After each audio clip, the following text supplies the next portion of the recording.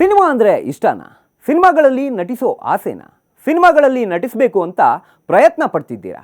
Photo album, video album ಮಾಡಿಕೊಂಡು ಗಾಂಧಿನಗರ ಸುತ್ತಾಡ್ತಿದ್ದೀರಾ? ಹಾಗಾದರೆ ನೀವು ಈ ಸ್ಟೋರಿನ ನೋಡಲೇಬೇಕು. ನೀವು ಮಾತ್ರವಲ್ಲ, ನಿಮ್ಮ ಥರ ಸಿನಿಮಾದಲ್ಲಿ ನಟಿಸಬೇಕು ಅಂತ ಆಸೆ ಪಡೋರಿಗೂ ಈ ಸುದ್ದಿನ ಮುಟ್ಟಿಸೋದು ಮರೆಯಬೇಡಿ.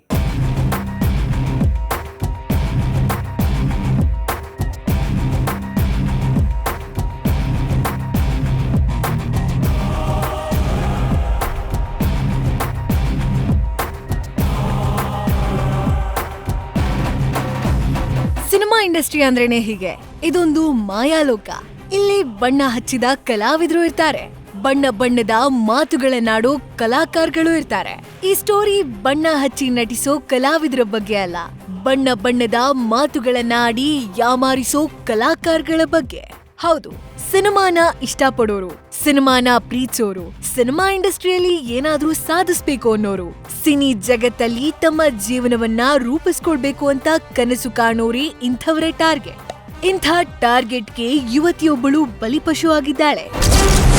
ಸೂಪರ್ ಸ್ಟಾರ್ ಚಿತ್ರದ ಹೆಸರಲ್ಲಿ ವಂಚನೆ, ಯುವತಿಗೆ ಪಂಗನಾಮ.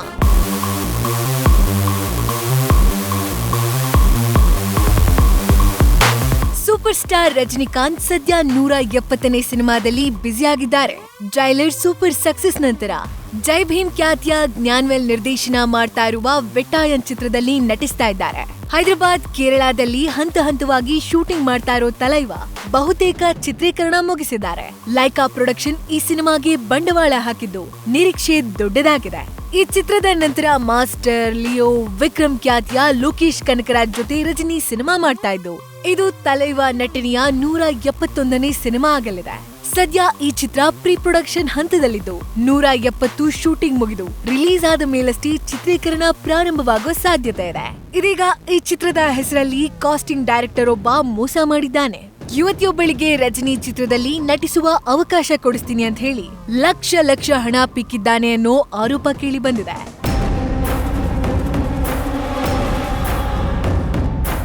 ಅಂದ್ಹಾಗೆ ರಜನಿಕಾಂತ್ ನಟಿಸಲಿರುವ 171ನೇ ಸಿನಿಮಾಗೆ ಸನ್ ಪಿಕ್ಚರ್ಸ್ ಬಂಡವಾಳ ಹಾಕಿದ್ದು ಲೋಕೇಶ್ ಕನಕರಾಜ್ ನಿರ್ದೇಶನ ಮಾಡ್ತಾ ಇದ್ದಾರೆ ಅನ್ನೋದ್ ಬಿಟ್ರೆ ಸದ್ಯಕ್ಕೆ ಬೇರೇನೂ ಅಪ್ಡೇಟ್ ಇಲ್ಲ.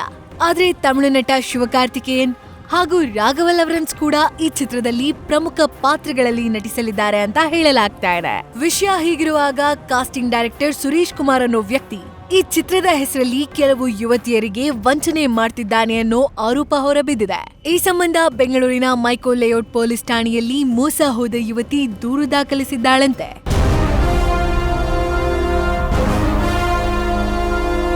ಹೌದು, ಸೋಷಿಯಲ್ ಮೀಡಿಯಾದಲ್ಲಿ ತಾನೊಬ್ಬ ಕಾಸ್ಟಿಂಗ್ ಡೈರೆಕ್ಟರ್ ಅಂತ ಹೇಳ್ಕೊಂಡು ಸುರೇಶ್ ಕುಮಾರ್ ಅನ್ನೋ ವ್ಯಕ್ತಿ ಹಲವರನ್ನ ಯಾಮಾರಿಸಿದ್ದಾನಂತೆ.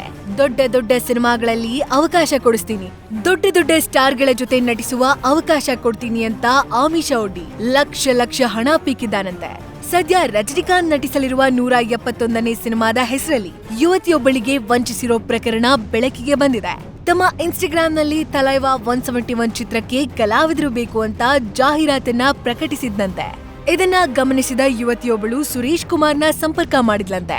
ಈ ವೇಳೆ ತಾನು ಕಾಸ್ಟಿಂಗ್ ಡೈರೆಕ್ಟರ್, ತನಗೆ ಎಲ್ಲಾ ಸ್ಟಾರ್ಗಳು ಗೊತ್ತು ಅಂತ ನಂಬಿಸಿರೋ ಸುರೇಶ್ ಕುಮಾರ್ ಓಡಾಡೋಕೆ ಹಣ ಖರ್ಚಾಗುತ್ತೆ ಅಂತ ಸಬೂಬ್ ಹೇಳಿ ಹಂತವಾಗಿ 3,94,000 ಹಣ ಪಡ್ಕೊಂಡು ಕೈ ಕೊಟ್ಟಿದ್ದಾನಂತೆ. ಆಮೇಲೆ ಈತ ಕಾಸ್ಟಿಂಗ್ ಡೈರೆಕ್ಟರ್ ಅಲ್ಲ, ವಂಚಕ ಅಂತ ಗೊತ್ತಾದ್ಮೇಲೆ ಯುವತಿ ಪೊಲೀಸರಿಗೆ ದೂರು ಕೊಟ್ಟಿದ್ದಾಳೆ.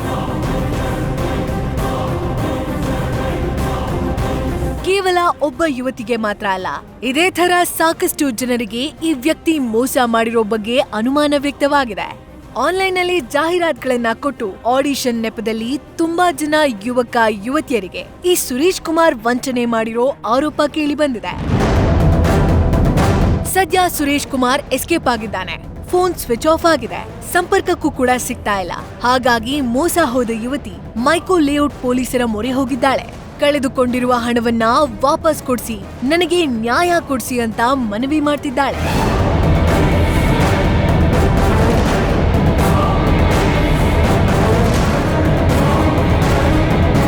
ಒಟ್ಟಾರೆ ಸಿನಿಮಾ ಜಗತ್ತಲ್ಲಿ ಈ ರೀತಿ ಸುಳ್ಳಿನ ಕತೆ ಕಟ್ಟಿ ಮೋಸ ಮಾಡೋ ದೊಡ್ಡ ಗ್ಯಾಂಗ್ಗಳೇ ಇದೆ.